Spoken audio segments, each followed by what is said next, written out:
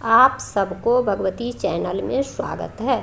आज हम आप लोग को कार्तिक महात्म्य का 7वां अध्याय सुनाने जा रही हूँ।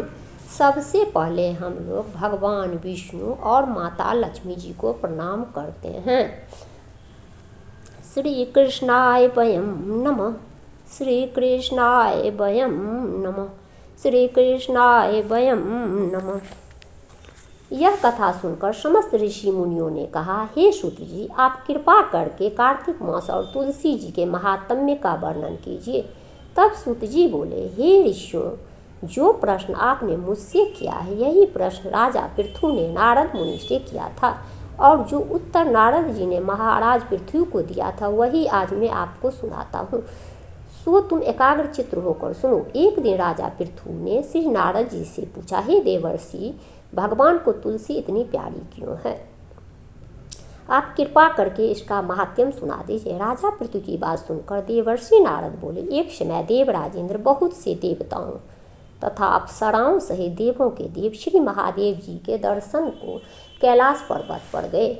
जब वे कैलाश पर्वत पर पहुँचे तो उन्होंने भारी आकार तथा भयंकर नेत्रों वाले एक पुरुष को देखा। तब इंद्र ने उससे पूछा, तू कौन है और शिवजी कहाँ है? इंद्र के कई बार पूछने पर भी उसने कोई उत्तर नहीं दिया। तो इंद्र को बड़ा क्रोध आया। क्रोध करके इंद्र ने अपने ब्रज उसके कंठ पर मारा, जिससे उसका कंठ नीला हो गया, परंतु साथ ही में इंद्र का वज्र भी भस्म हो गया।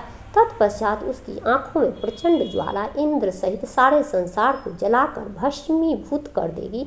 ऐसी स्थिति देखकर श्री बृहस्पति तथा इंद्र आदि सभी देवता नतमस्तक होकर भगवान शिव जी की स्तुति करते हुए कहने लगे, हे देवों के देव श्री महादेव, त्रिपुरासुर और अघासुर को विनाश करने वाले त्रिपुरारी अघारी, आपको बारंबार नमस्कार है। हे शूर नर मुनियों की रक्षा करने वाले, आपको नतमस्तक प्रणाम है। श्री नारद जी ने कहा, हे राजा पृथु, इस प्रकार देवताओं की स्तुति सुनकर श्री महादेव जी ने समस्त ब्रह्मांड को भस्म कर देने वाली अग्नि को शांत कर दिया और बोले, हे देवताओं, मैं तुम्हारी स्तुति सुनकर अत्यंत प्रसन्न हूँ, सो तुम वर मांगो।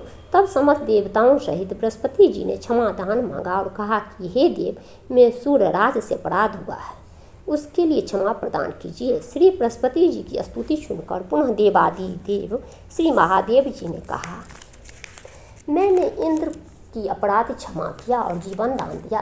हे बृहस्पति जी, आज से तुम्हारा नाम भी अमर होगा। तब श्री बृहस्पति जी बोले, हे भगवान, यदि आप हम सब पर प्रसन्न हैं तो सूर्यराज की रक्षा कीजिए और इस सारे ब्रह्मांड को भस्म करने वाली अग्नि जो आपके तेज से उत्पन्न हुई है को शीघ्र शांत कीजिए। भगवान शंकर ने कहा, मेरे नेत्रों से निकले ज्वाला रूपी तेज अब वापिस कैसे हो सकेगा, अतः अब हम इसे कहीं दूर फेंक देते हैं। ऐसा कहकर भगवान भूतेश्वर ने उस अग्नि को समुद्र में फेंक दिया। तब वह अग्नि गंगा के संगम पर गंगा सागर में जा गिरी और बालक का रूप धारण करके रोने लगी।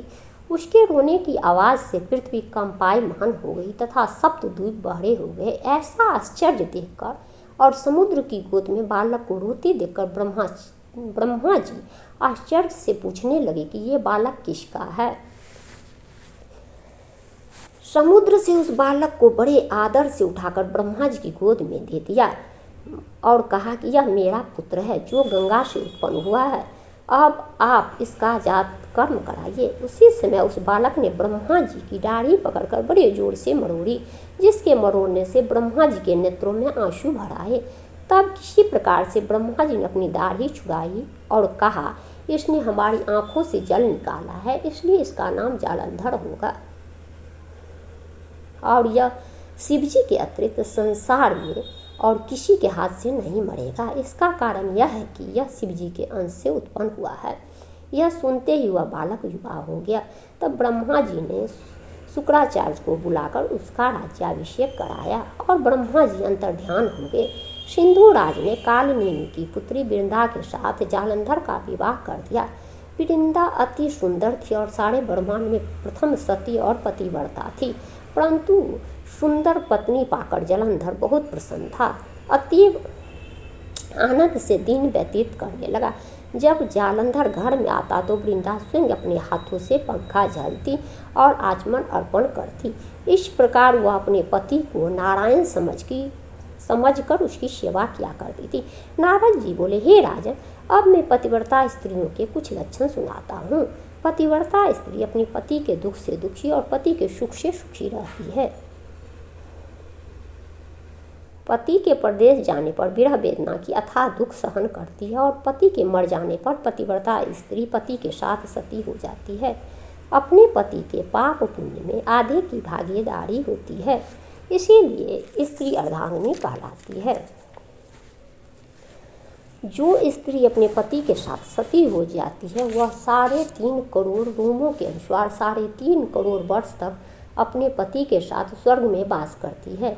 जो स्त्री शमशान भूमि तक जितने कदम चलकर जाती है उसका एक एक कदम पर एक यज्ञ का पुण्य फल प्राप्त होता है। ऐसी स्त्री अपने माता पिता और पति इन तीनों कुलों को पवित्र कर देती है। जिस प्रकार सपेरा सर्प को बिल से बाहर निकाल लेता है, ठीक उसी प्रकार पतिव्रता सती नारी अपने पति को नरक से निकाल लेती है। इसीलिए पतिव्रता स्त्री द्वारा पति के साथ सती हो जाने को परम धर्म माना गया है। जालंधर की कथा पर वापस आते हुए नारद जी ने आगे कहा, हे राजा पृथु, देवताओं के भय से भयभीत होकर जो सब दैत्य पाताल लोक से भाग गए थे वे जालंधर का अभय पाकर पुनः पृथ्वी पर आकर निर्भय घूमने लगे। उसी समय जालंधर ने राहु के कटे हुए सिर को देखा तो उसने शुक्राचार्य से इसका रहस्य पूछा। तब शुक्राचार्य जी ने समुद्र मंथन के समय देवताओं द्वारा अमृत को छले जाने की समस्त वृतांत कह सुनाया। इस प्रकार अपने पिता का मंथन तथा देवताओं द्वारा दैत्यों का अपमान सुनकर जालंधर को बहुत क्रोध आया। क्रोध से भरे हुए जालंधर ने धस्मर नामक दूत को बुलाया और देवताओं के पास भेजा।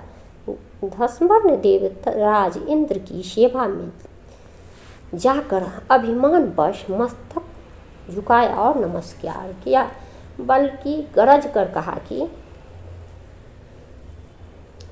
दैत्यराज जालंधर ने जो कुछ कहला भेजा है वह सब कान खोलकर सुन लो। उन्होंने कहा कि मेरे पिता समुद्र का मंथन करके जो 14 रत्न तुमने ले लिए थे उन पर तुम्हारा कोई अधिकार नहीं है। भले इसी में है कि वे रत्न तुम हमें वापस लौटा दो। दूत की अभिमानपूर्ण शब्द सुनकर इंद्र भयभीत हो गया और विस्मय के साथ बोला कि समुद्र सदैव हमारे शत्रु दैत्यों की रक्षा करता है, इसलिए उसको हमने मत कर जो रत्न लिए हैं उन पर दैत्यों का कोई अधिकार नहीं है। दूत ने देवराज से ऐसे वचन सुनकर वापस लौटकर जालंधर को उत्तर सुना दिया। इसको सुनकर जालंधर को बहुत क्रोध आया। देवताओं को जीतने का उपाय सोचने लगा। उसने सभी दिशाओं में दूत भेजकर और पाताल में संदेश देकर समस्त दैत्यों को बुला लिया और शुंभ और निशुंभ को दैत्य दल का सेनापति बना दिया।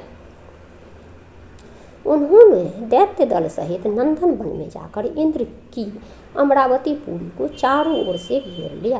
तब देवराज इंद्र की आज्ञा से देवता का भी युद्ध के लिए तैयार होकर मैदान में आ डटे।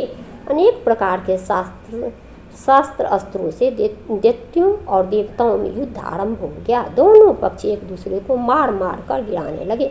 सब ओर रक्त की धारा बहने लगी। मरकर गिरे हुए हाथियों और घोड़ों से पृथ्वी भर गई। जो दैत्य समर भूमि में मर जाते थे उन्हें शुक्राचार्य जी अपनी संजीवनी विद्या से जीवित करने लगे। उधर देवगुरु बृहस्पति द्रोणाचल पर्वत की दिव्य जड़ी बूटियों का प्रयोग करके देवताओं को दोबारा जीवित करने लगे। जब देवगुरु बृहस्पति द्वारा जड़ी बूटियों का प्रयोग से देवताओं को जीवित करने का समाचार दैत्यराज जालंधर ने सुना तो उसने समस्त बलशाली दैत्यों को एकत्रित करके आज्ञा दी कि द्रोणाचल पर्वत को उठाकर समुद्र में फेंक दो। जालंधर की आज्ञा पाते ही दैत्यों ने द्रोणाचल पर्वत उठाकर समुद्र में फेंक दिया और फिर घोर युद्ध आरंभ कर दिया। दोबारा प्रारंभ हुए युद्ध में बहुत से देवता मारे गए। तब देवगुरु बृहस्पति जी एक बार फिर संजीवनी बूटी लेने द्रोणाचल पर्वत पर गए।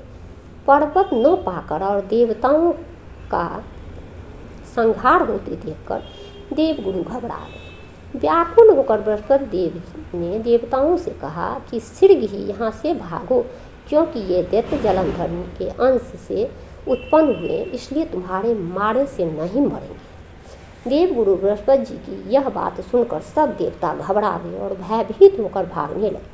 जब समस्त देवता 10 दिशाओं में भागकर छिपने लगे, तब दैत्यराज जलंधर ने जीत के नगाड़े बजवाते हुए अमरावती नगरी में प्रवेश किया।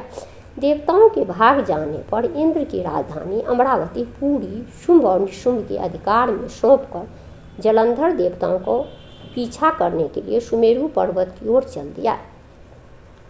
इंद्रादिक सब देवता दैत्यराज जलंधर को अपनी ओर आता देख भगवान विष्णु की स्तुति करने लगे। वे नतमस्त होकर विनीत भाव से बोले, हे मच्छ कच्छ आदि अनेक रूप धारण करके अपने भक्तों को दुख को मिटाने वाले, हे सारे श्रेष्ठ का पालन तथा संहार करने वाले, शंख चक्र गदा और पद्म को धारण करने वाले प्रभु, आपको बारंबार नमस्कार है। हे लक्ष्मी रमणा, हे दैत्यों का नाश करने वाले, हे पीताम्बरधारी, हे शरणागतों के रक्षक, आपको नतमस्तक नमस्कार है। जलंधर नामक दैत्य से पीड़ित हम देवताओं के समस्त संतापों को हरने वाले तथा चंद्र सूर्य 2 नेत्रों वाले आपको नमस्कार है। जो कोई भगवान की इस संकट नाशक स्तुति को पढ़ता है, उसके समस्त संकट भगवान स्वयं दूर करते हैं। सो हे राजा पृथु, भगवान देवताओं की स्तुति सुनकर और उनके महान दुखों को देखकर शीघ्रता से उठकर और गरुड़ पर सवार होकर जाने लगे। तब श्री महालक्ष्मी जी ने पूछा कि हे प्रभु, आप कहाँ जा रहे हैं? तब भगवान विष्णु ने उत्तर दिया कि तुम्हारे भाई जलंधर के भय से भयभीत तथा पीड़ित देवताओं की सहायता करने को जा रहा हूँ। प्रभु की यह बात सुनकर लक्ष्मी जी बोली, भगवान, मैं आपकी परम प्रिय हूँ, आप मेरे भाई को कैसे मारेंगे? भगवान ने कहा, शंकर जी से उत्पन्न और ब्रह्मा जी के वचन के कारण हम जलंधर को कदापि नहीं मारेंगे। लक्ष्मी जी को यूँ समझाकर शंख चक्र और खड्ग लेकर भगवान विष्णु जलंधर से युद्ध करने हेतु युद्ध भूमि में पहुँचे। उस समय बहुत से दैत्य गरुड़ के पंखों के वेग से मारे गए। पवन से पीड़ित दैत्यों को देखकर जलंधर को अत्यंत क्रोध आया और वह स्वयं भगवान विष्णु के सम्मुख युद्ध करने को आ गए। उस समय जलंधर और भगवान विष्णु में घोर युद्ध हुआ। उस समय बाणों से आकाश ढक गया। भगवान विष्णु ने जलंधर के रथ का ध्वज, छत्र और बाण को काट डाला, रथ के सब घोड़ों को मार डाला। यह देख जलंधर ने गरुड़ के मस्तक पर गदा मारी, जिससे गरुड़ देव मूर्छित हो गए। तब भगवान विष्णु ने अपनी तलवार से जलंधर की गदा को काट दिया।